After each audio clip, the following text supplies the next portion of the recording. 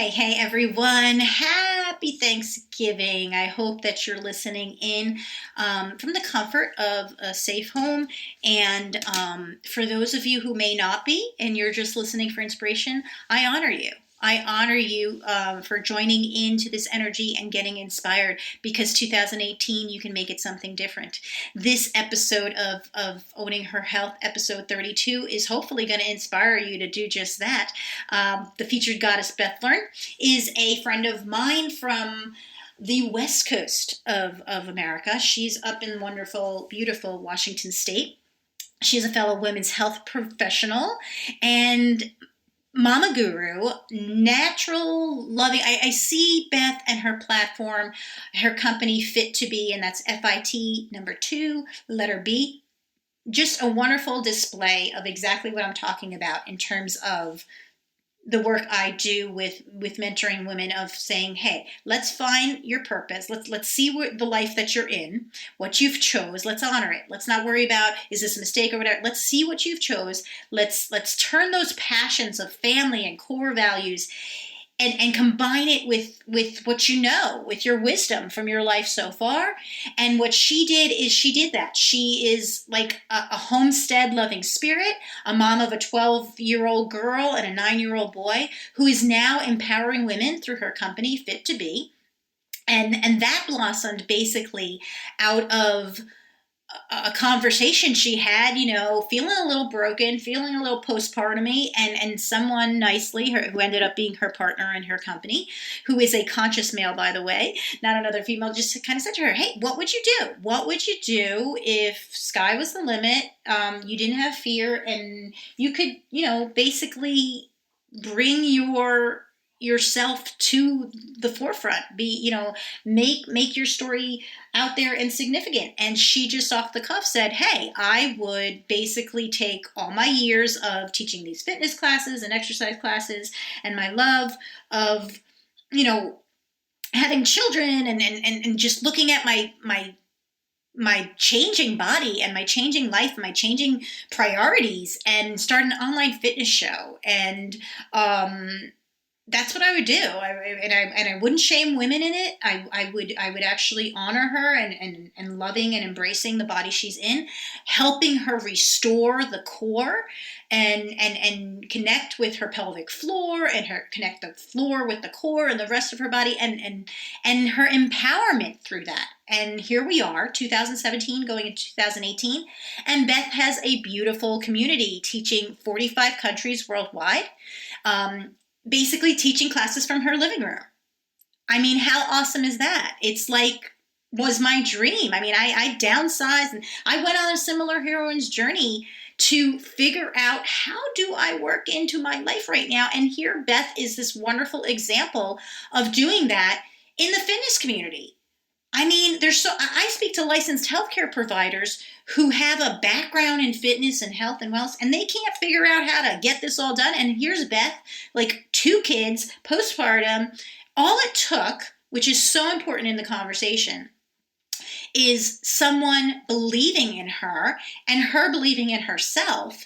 And then all of a sudden, everything she had became of value in this new turning the pain into her passion, into her profit that we talk about so much here on this show.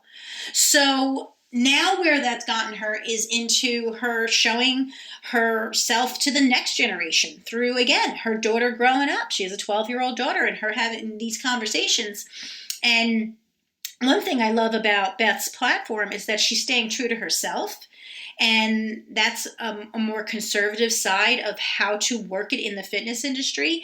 And we talk about that. And she's developed a Fit2B Girls online course, which is 10 lessons of yummy, of not losing the innocence. It's not about talking about sex the whole time. It's not about talking about boys, which is basically what you get in your sex education, right?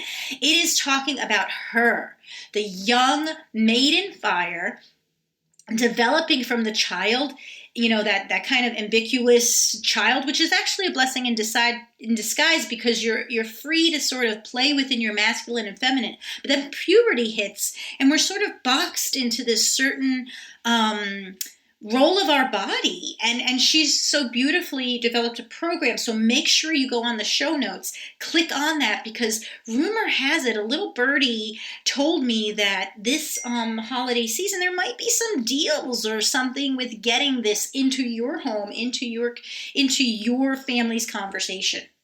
And it's not only for you guys to talk to your 9 to 14-year-olds or so, the target, it is actually for you. Because as we're talking, and definitely click on the live stream, the beautiful Facebook live stream that we kind of threw ourselves in, because she goes over and shows you inside the course. It's for you. You have not had this information. Trust me, when you look on there, you will see. So please, please, please take the moment to not only listen in, maybe share it with your young woman coming into her own. Maybe with her, this is the stuff that we need to even tell our boys. This is how we need to present a woman and her beauty and her divinity to our husbands. And so I loved our goddess conversation. I loved every single part of it. I love that she's in this community right now. And that's about it. So definitely download, take it in the car ride. I'm sure you'll be listening in. I'm debuting all of these wonderful, I just had so many goddess wonderful chats that I had to put them all in before a little holiday break so I can honor my time with my family. Walk the walk, not just talk the talk. But that was really my New Yorker coming out there, right? Talk. Yeah,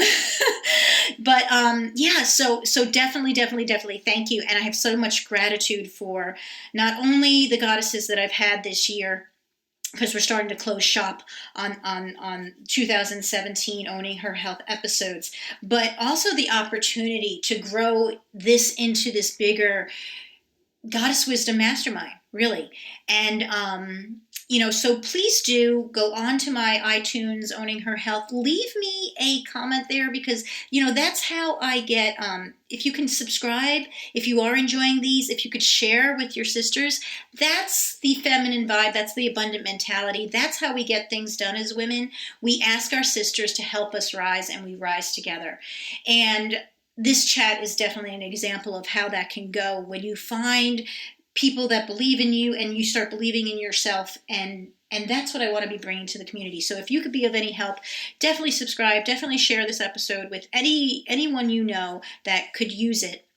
And definitely leave me a review over on iTunes, or leave me a comment, or both. It would be wonderful, so that we can be sharing this conversation. I want your goddess wisdom, and that's something I'm going to really push in 2018, is getting more live chats and workshops going, so that we can all be together literally in the same space. If not the same time, time is so relative on where we are in the world, and we have an international community here, so let's take advantage of it.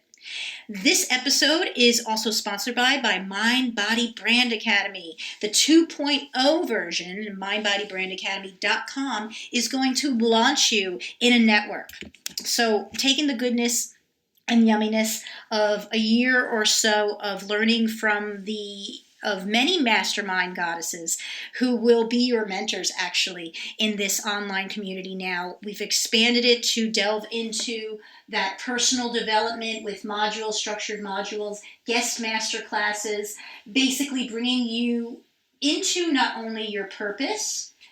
So many, courses are trying to tell you what to do and to market and do this other thing. But if you don't know what it is you actually want, if you don't have the vision yet of that lifestyle, you're going to end up going on somebody else's gravy train and be uncomfortable.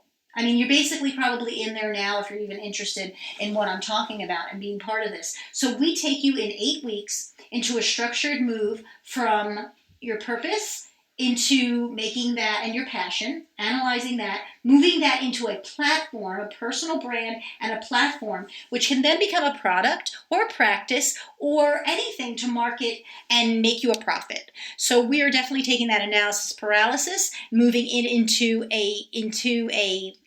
a profit in 8 weeks flat.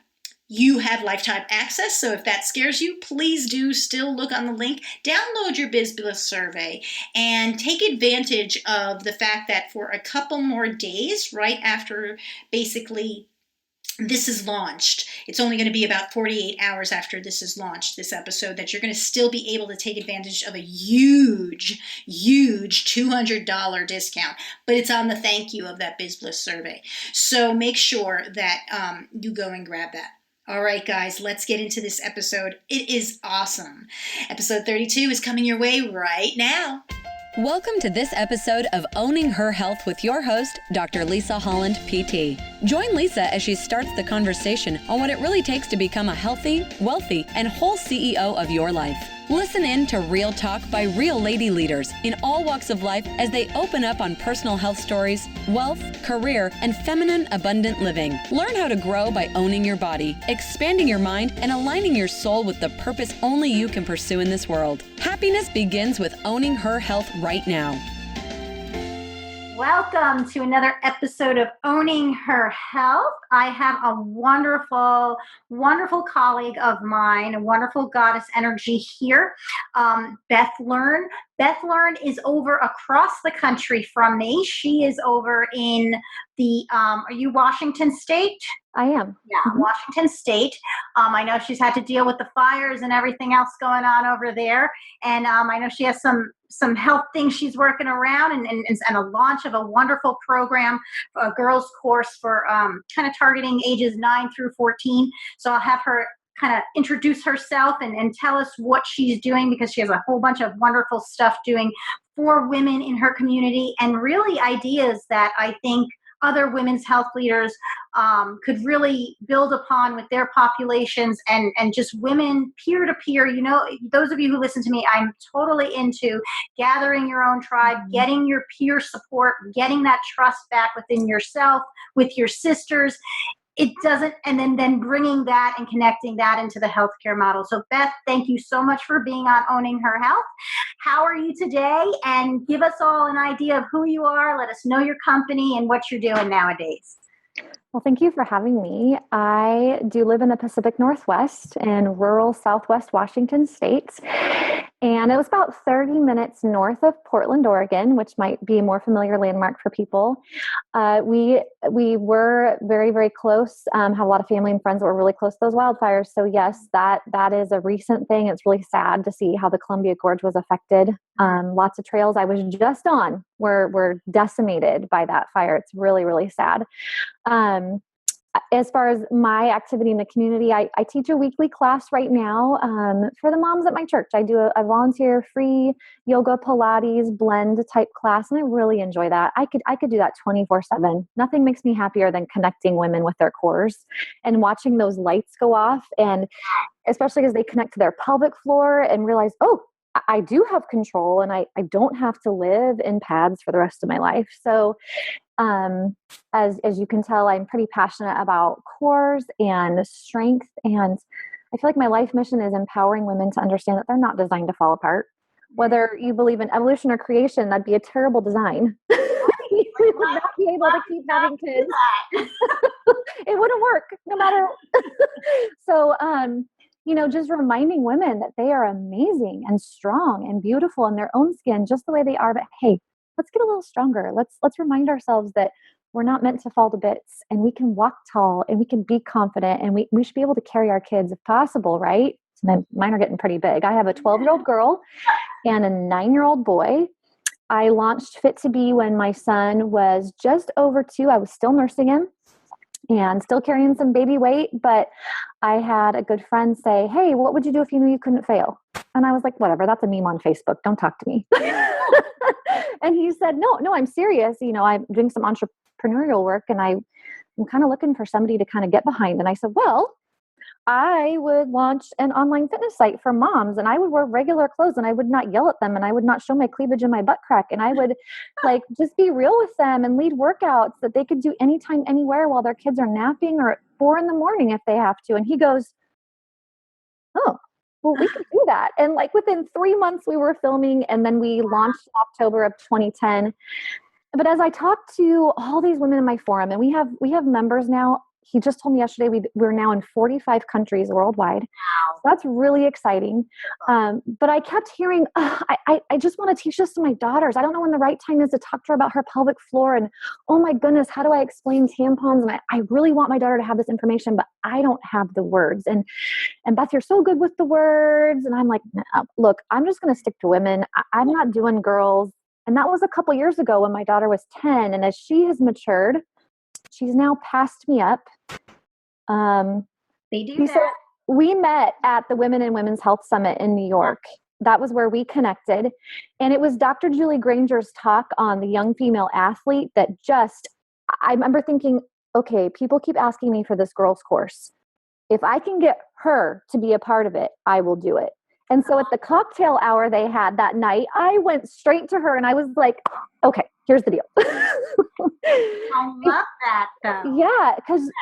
Because you're taking, here's what you're doing. And one of the reasons why I was attracted to, asking you is, number one, I love that you're tried and true with your brand about it's homey. It's bringing people into your your mothering. It's this the is my home. This is it. Can we film here? Yeah, the vocation of motherhood, and welcoming them into that vocation, into that body, literally. I'm a mind body person, and that spirit of that choice, and to sacrifice a little bit of your body and then to go back and own it. And I love, again, hearing that story now with, connecting with Julie. Julie was on, I think she was episode 10 with mine, and her courageous work with, cancer and this and that, and seeing her do her thing with the young women, and then connecting with her, being like, I have this mission. And again, that's a very feminine styled way of owning your mission and making it your passion and making a profit off of it. Why not? I mean, why not? Yourself, right? I love that. So that's great. So now you have this course. Tell us a little bit about the course. What's the name of the course? And I think, am I right with that, targeting 9 to 14-year-olds? Yes. What's different about this course?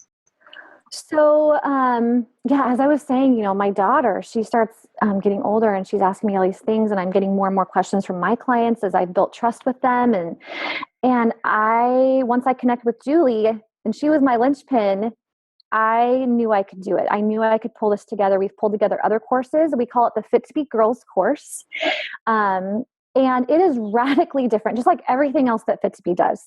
We don't do anything like anybody else does. And sometimes that makes it very difficult to be me, because I constantly get asked, why are you doing it that way? And it's really hard to run ads when you're not showing cleavage, quite frankly, in the fitness industry. If you're not going to show your belly and you're not going to show your breasts, then you're just not going to sell as much. And that's really sad. But that also plays into this course, is we're running it in a way that is not about sex and is not about boys.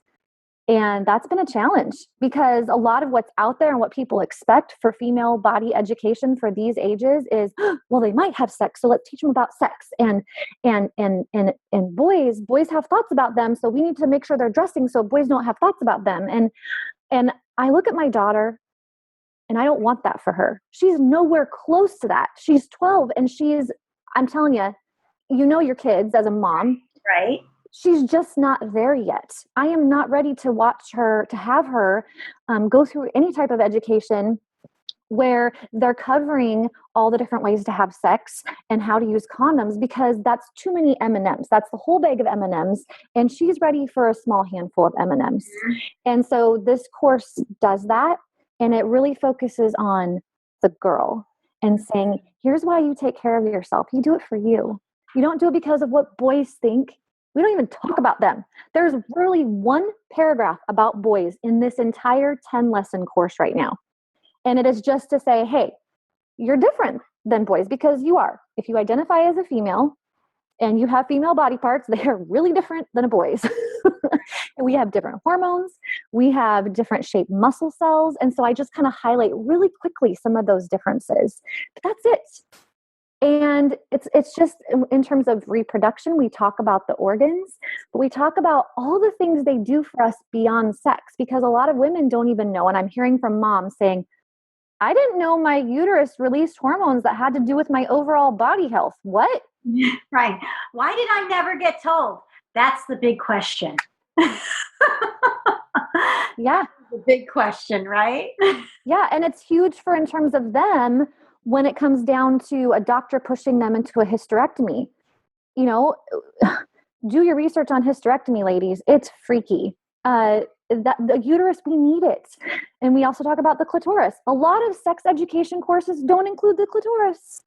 The clitoris, however you pronounce it. I'm on the west side, so we say everything with apple, avocado, whatever. Right. And it's like we include it. Talk about it. However you're going to pronounce it. Yeah. But we don't. So my business partner, who's a guy who has 4 kids of his own, I'm best friends with his wife as well. He was like, how are you going to cover that and not talk about sex? And I was like, because it does things for us beyond sex. All right, newsflash. And that's what, because this course could maybe, it's as much for the parents, and I'm saying parents, as it is for the girl watching it and having a language there. Mm-hmm. Yeah. And it's a language of health and empowerment. It's a language of, this is your amazing part. This is what this part does when it's functioning well. And when this part is active, it does this other thing for this other part that is also so awesome because of how it does this other thing for these other parts. And it just really enforces this sense of connectiveness between the mind and body. And we also have all these principles for the girls to do.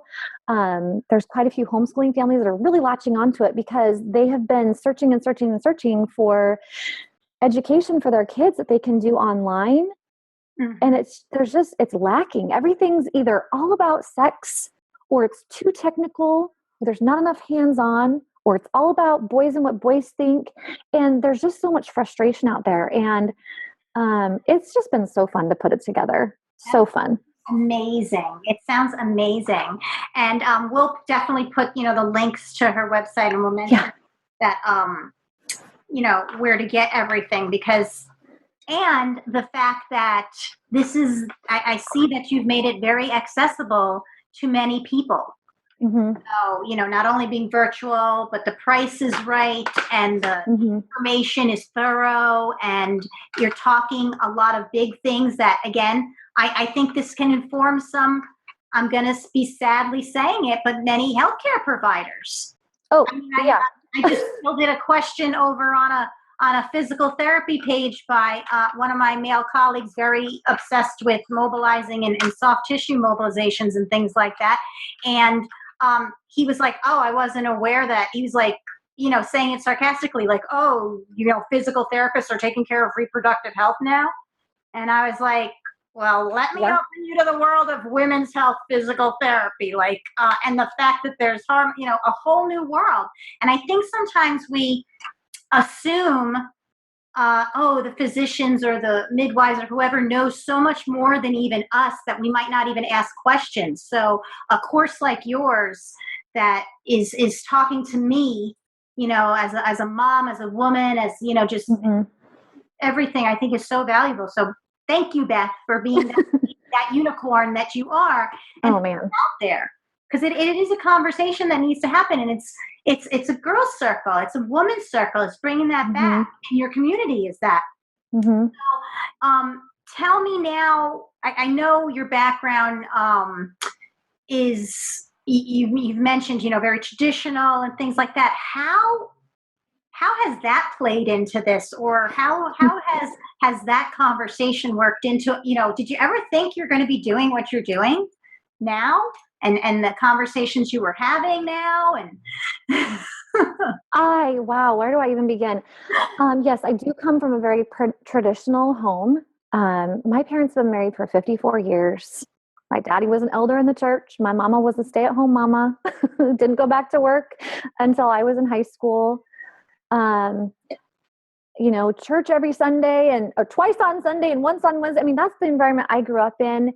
However, my parents were also quite radically different from a lot of my other friends' parents in that my parents always encouraged discussion. Our dinner time table, there was nothing off the table. We could ask anything. We could debate anything.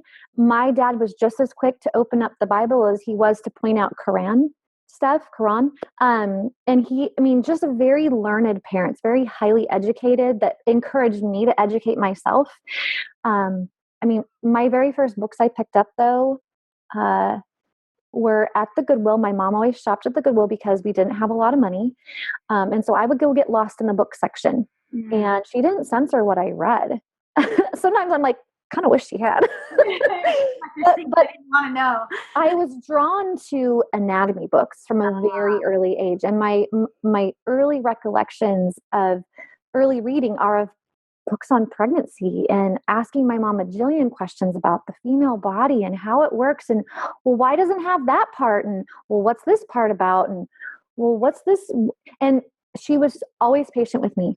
And, really strong values instilled in me in an early age, but also openness of questioning and dialogue. And that really fed into, I think, just my passion for birth and babies and the female body. Because then I went to college at Oregon State University and I thought I was going to be a political writer. No. I did do journalism. Story. I know.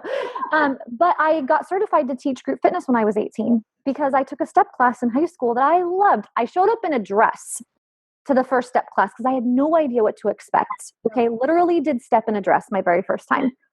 But I was in love. Look where she is now, lady. I know. And my mom was like, you shouldn't wear spandex. Very modest spandex. This is dancing. God forbid you dance, because dancing leads to necking, which leads to petting, which leads to sex. But I was like, Mom, this is exercise. I want to do it. And besides, look, if I kick high, you can see my crotch. The next day there were 3 pairs of spandex on my bed from the Goodwill. There you go. Making it applicable to what her real concerns were. Exactly. So I went to OSU and I was like, wait, OSU turned out to be one of the top 5 schools in the nation at the time for exercise and sports science. So within my first half year, I switched my degree and I was front of the class, every class. I was one with my arm up all the time, annoying everybody, asking all these questions. And I just loved it. Man, I loved it. And then I worked as a fitness facility manager when I got done with school and coordinating group fitness and taught spin cycling and step and group weightlifting and all the things, water aerobics. I've taught it all and I love all of it. And then I had kids and I became a stay-at-home mom myself, but I kept teaching. And it was during that time that I started realizing, wow, it really is hard to stay in shape when you're a mom. But I did it. And my friends were like, you need to teach other people how you do this. And that is how Fit2B kind of emerged. That's beautiful. And I love, and again, going with that curvy hustle, right? Because going on those tangents, because the straight line of I'm going to be a political writer. I was so, I still laugh. Looking at that, I might have missed, Beth might have missed a whole bunch of stuff, taking certain classes, going into certain ideals, having certain conversations. And yet the wonderful divine universe sort of knew, put you at this school that has such a strong program, put you in touch with things that now you're able to really be a blessing for some people who might be of those mindsets and communities where, I mean, come on, how else are they going to go and ask about their, the Taurus and vagina and breast and have these conversations about different, because I know even in some of the ads for your program, showing different varieties of things you can use, tampons and the pads and usable things. And I mean, it's not like I even learned about all those things in getting, certified in women's health coaching or women's health classes. I don't have those things. So there you are, perfect mix. I mean, it's like you can't go off track too much if you just go with your life. Like it just keeps bringing you back. Yep. And, like I said earlier, at first it was something I was like, no, I'm not doing a girls course. That's a lot of responsibility. That's a lot of controversy. That's a lot of mad moms if I say something wrong. and mad dads. Incidentally, the course, whenever we address the parental or guardian figure, we call them guides, because we respect that there might be grandparents raising these girls, or there might be single dads. It might not be moms. And so I talked to the contributors. I did a lot of editing, and I was like, look, we're not basing anything on boys, and we're not basing anything or writing anything directly to the mom. But on each lesson, there's a guide note from Beth that's expandable. So they can expand, and it says, okay, here's why I chose this contributor. Here's what this lesson is about. Here's why this lesson is here. Here's why this lesson is important. Here's what you want to watch for in your girl to know when to show her this lesson. And then they can collapse it, and then the kid can do the lesson. That's when the guide thinks it's appropriate to do. So many levels of thinking about your consumer and making it comfortable for him or her to approach this information. That's because there's not one size that fits all. And, you know, I had a thread in my forum where I was like, okay, I need a little help writing about the clitoris. I wanted to include all the reproductive anatomy, but I wanted to do it in a non-sexual way. And I'm telling you, 182 comments in my forum. Okay. And these women were going very respectful, but going back and forth. Oh, what a great time to talk about pleasure within marriage. And no, you know, young girls explore themselves. And there was a lot of really good, healthy dialogue back and forth. There was a lot of suggestions on how to word it. And I literally took chunks of what they said, what these other women were saying, and put them into this. We did an accordion menu for that part of the course too. That way, if a guide is not ready for their daughter to learn about all the bits just yet, they can literally pick and choose what they do want her to know, because I respect that that's not censorship. That's just knowing your kid, right? Yeah. The kid may not yet be ready to know all the M&Ms, and giving them bite-sized pieces is very important so that we don't scare them and overwhelm them and freak them out at an early age and then make them somehow accidentally hate their bodies when we were just trying to help them. Such a true point. And I love that, like you said, I mean, it's not editing when you're like, it's the idea of let's give ourselves that respect again and that trust in ourselves to know our kids, because I do think it was hijacked. You know, like I do think there was a period where it was like made like you need 56 books and experts to tell you how to be a mom and how to do anything, and that got translated, I think, into some of these other conversations of like, what is it you're supposed to be? What is it you're supposed to study? What is it you're supposed to like? What is it supposed, you know, like, so, you know, is that something that you find, I guess, with working with women and what you were talking about in maybe being a little bit more conservative with the conversations, but I mean, we're talking about things, you know, it's really being out there. Being able to be authentically you with your body parts and your voice. You know, you spoke about your parents. I think what they gave you was a voice. Yeah. And that has nothing to do, you know, sometimes the belief systems we grow up in loses our voice in that because it's not fostered. Like we don't have it. We just have someone else's voice coming through. Right. And, you know, do you agree with that? Like if you were, I guess, in talking to your daughter right now, how do you bring that conversation to her? Oh, she brings it. She's a thinker. She's a thinker and an asker, just like me. I mean, this little girl, and she's given me permission to share this, you know, she hasn't yet started her period. So the lessons on periods in sport, there's a lesson on that with Dr. Julie Granger.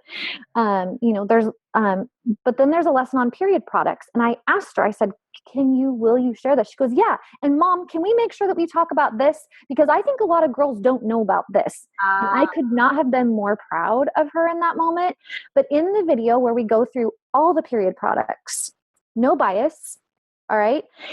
Here's that we go through cups, we go through tampons, we go through cloth pads, we go through sanitary pad, we go through all the things. Okay. And we're actually going to redo it because I've since gotten a few more things and learned about more things. She's the one holding the pelvis. I got this pelvis model, and then sometimes I hold the pelvis, and then she we show, okay, the tampon goes in, it rests in here. You make sure you're gentle, make sure that, you know, cups, this, and you'll need to stick a finger and you'll need to do this. And she's just so little laid back about it. And then we end up talking later. And that's what I'm hearing the most is as guides are taking their girls through this, it's not so much the course itself, it's the conversations that it sparks. And then how the girls come back around later. There are a lot of taboos on what we talk about, conservative or not. There's societal, yeah. It's just we don't talk about that. We don't potty talk. We don't potty talk. And man, I struggle with that one.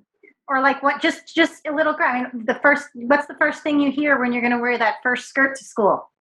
Well, that's too short. Down and cross your legs, like yeah. Make sure when you sit which okay. But I mean, like, you know what I mean? Like it's like all this, like you don't even know what you're crossing sometimes. Like you're like 5 years old and you're like don't even realize like. Yeah, I want to do cartwheels. What's the problem? You don't even know. Yeah. Well, and that also begs the question of, I mean, as a mom buying my daughter clothes versus buying my son clothes, why are all the shorts so short? Yeah, why are they all so short? I hear you. Why is there a heel at 7 years old? Yeah, who is setting my kid up? Why is my kid being set up? Like, I'm sorry, I'm not buying that. It is tough. And I think, probably some people may be listening to this again. I mean, if you've gone through it and you have a daughter and you're bringing her up, you see it. But some people that maybe their daughters are a lot older and it wasn't like that, or even they've chosen not to have children or they couldn't have children. And it's almost like you don't even notice. But try walking through an aisle, just make yourself walk through the aisles of the children's clothing store and try to buy something for someone. And it is tough because it's almost like blended so much of the cultural norm being like one thing as opposed to the spectrum. And I think that's sometimes why we have this problem with like masculine, feminine, it's almost like so confusing. I'm all for us having so much opportunity now, but it makes it confusing. It really kind of does make the conversations confusing about our, the differences. And it's almost like the more information that's out there, the less they want to teach in schools, or the less, the more like more or less parents want to talk about it. It's as if they're saying, well, it's out there. They'll find it. And it's like, oh, you know what? They'll figure it out. It's normal for them to experiment. They'll figure it out.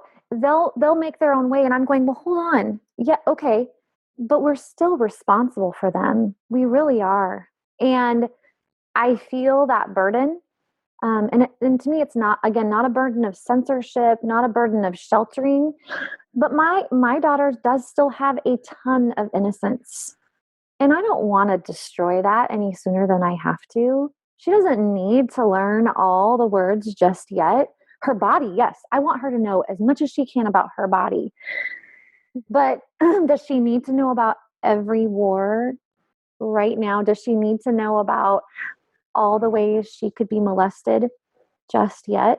She doesn't have to know that. If she knows her body and she knows her parts, then if something happens and her and I have an open conversation, my hope and prayer is that we will be able to talk through that. So it's like equipping her. Know enough that it's not hers or not. Yes. Because those situations you spoke of, unfortunately, we talk about the incident that might happen, but we don't necessarily maybe allow for that self-exploration where somebody could be maybe making different choices when they're certainly feeling certain ways or in certain situations. Again, coming back to, your own voice. And I think that speaks to the level of, our inherent, matriarch that we have in us that knows. She knows already, and she's not age dependent. I kind of say, I feel like we kind of get birthed with all of these forces. And, when you're talking about your daughter speaking up, that's our fire. And she gets to remind you of that fire in you, because I think as moms, sometimes with the focus of give, we forget to light our own flames and they get depleted. And we see that physically maybe by menopause. And then the wisdom at the end gets lost because we're so damn exhausted. We don't want to see anything.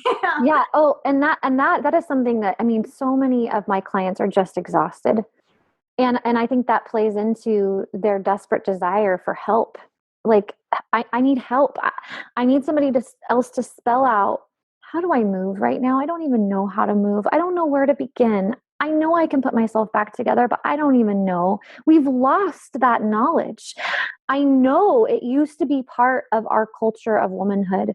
Women used to rally around other women, helping them give birth, helping them recover, helping them take care of their babies in all cultures worldwide. And that was lost in the last couple hundred years. And it's tragic.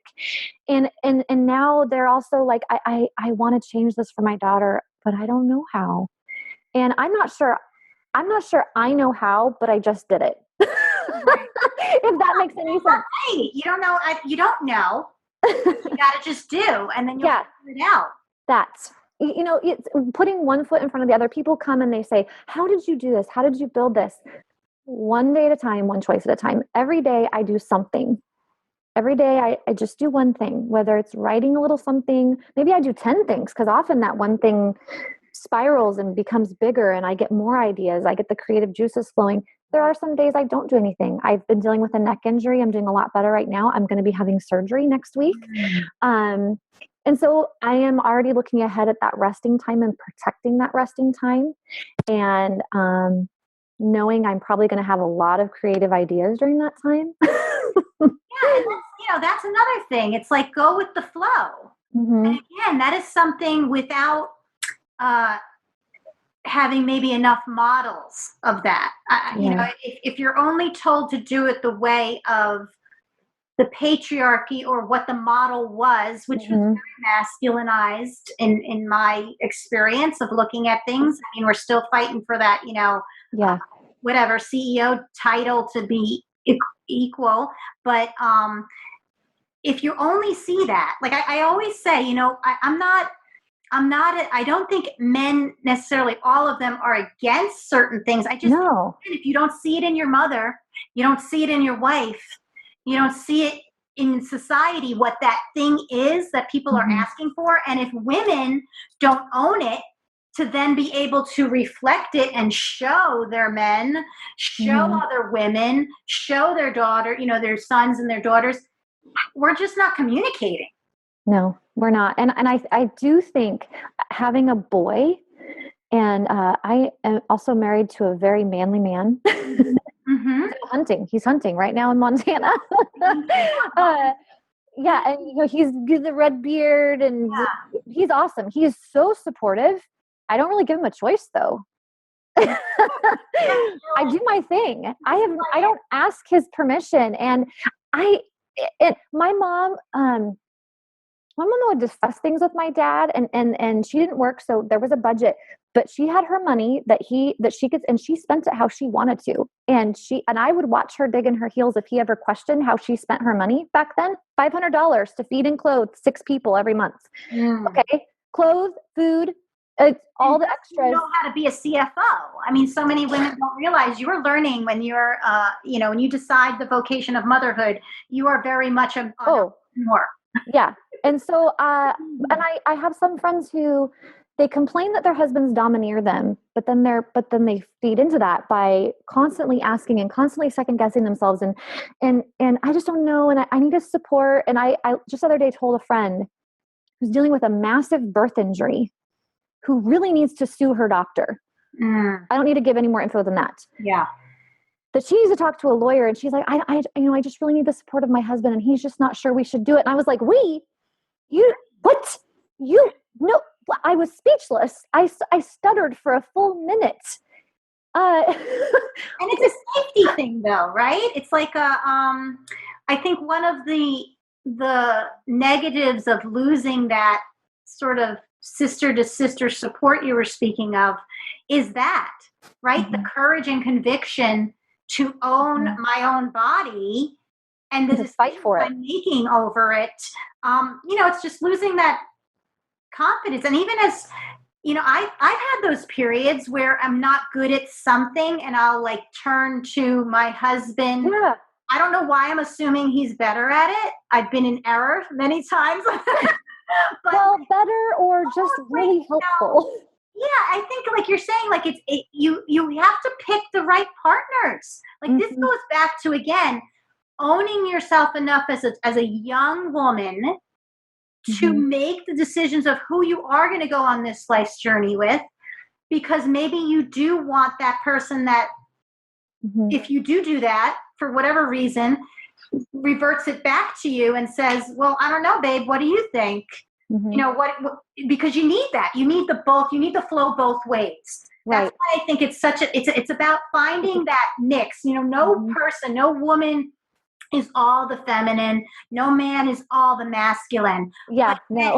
We don't know that in ourselves, and we don't massage each of those things with, you know, when you say being more aggressive if I had to be, is something you would do for like Mama Bear, no problem. Yeah. You know, be okay with that, because you're seeing all your pieces. And a lot of that, I think, gets christened at puberty. But if you're allowed to, and I think a lot of that, you know, and in each stage, each of these major milestones, whether you're birthing a career or you're birthing a business or you're birthing a child or a family, are almost times to check in for that. Yeah. I have likened starting Fit2B as having another child, and my husband has too. He's like, it's like this other child. It's, and it's gone through phases of being an unruly toddler, and right now it's a irritable teenager. It's a lot of work.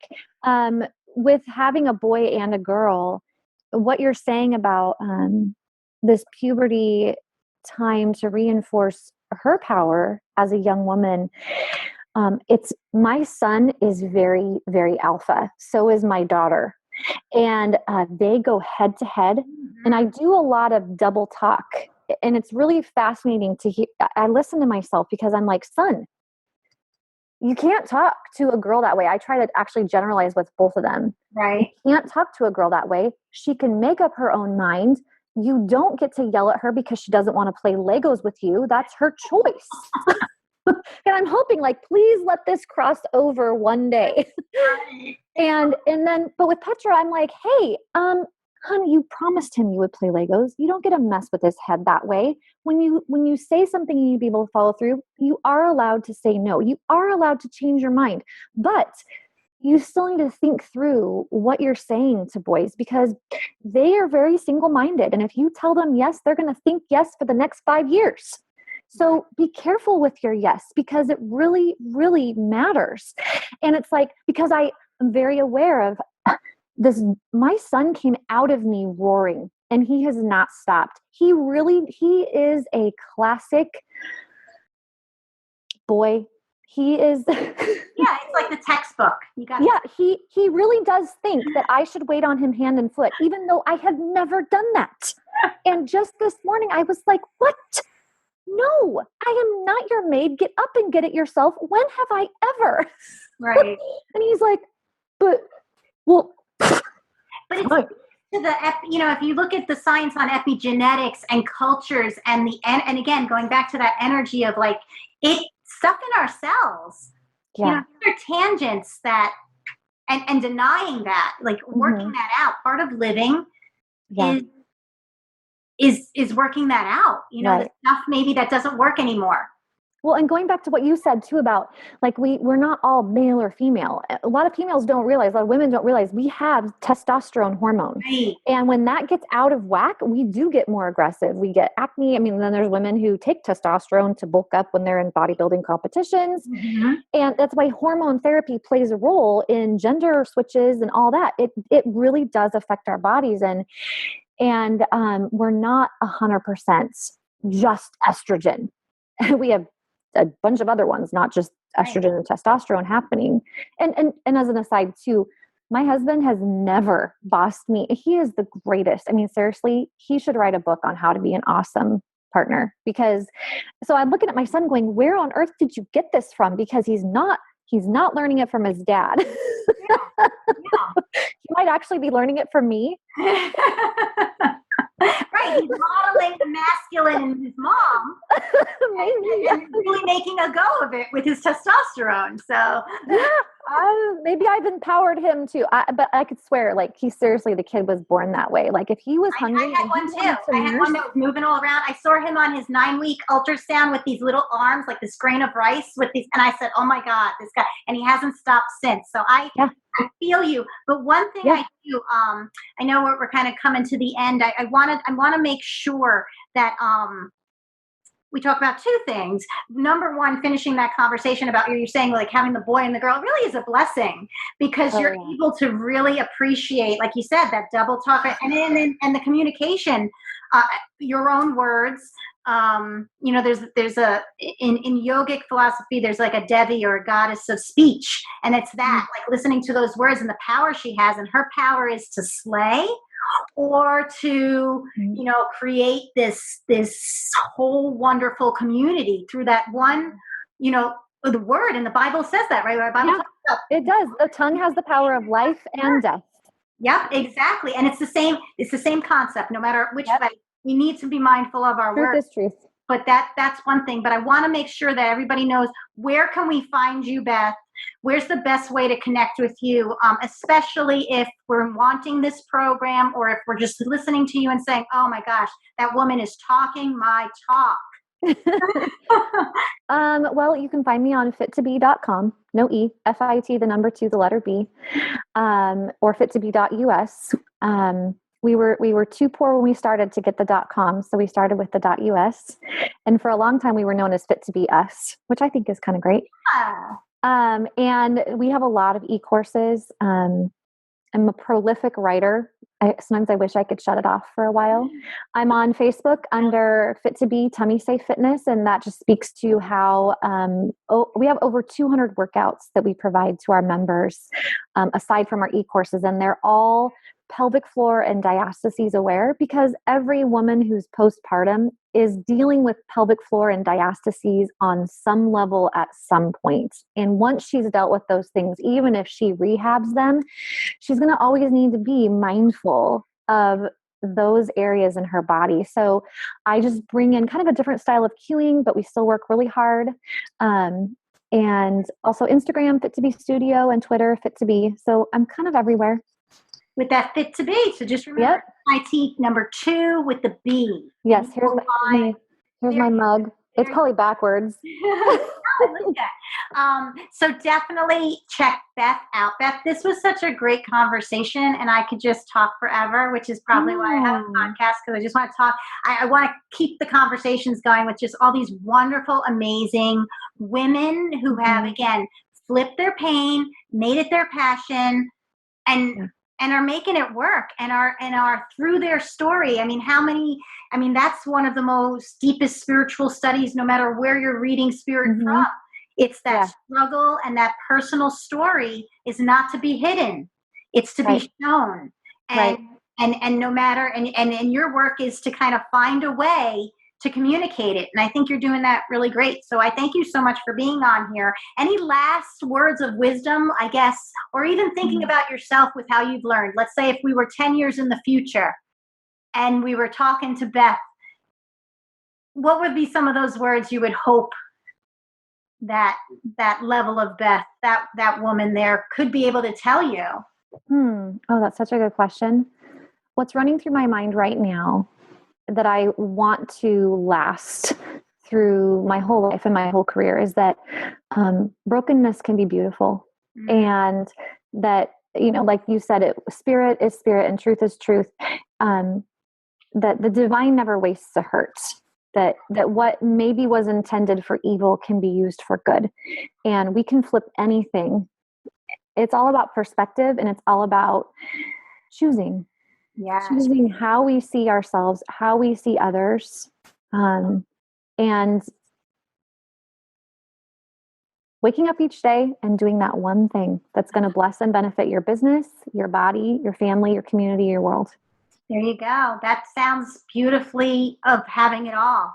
And it's not going to ever look like everyone else's all either. No, it's never going to look like anybody else's. So like get that vision board out and make it your own. Yes. Thank you, Beth, so much for being on.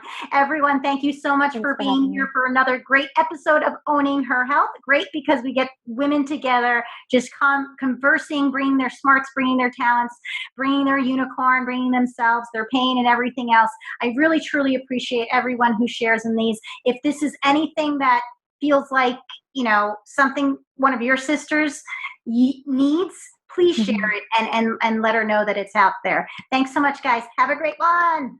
Thank you. Thank you for listening into this episode of Owning Her Health with Dr. Lisa Holland, PT. To learn more about her personal and professional development service, visit her online at drlisahollandpt.com.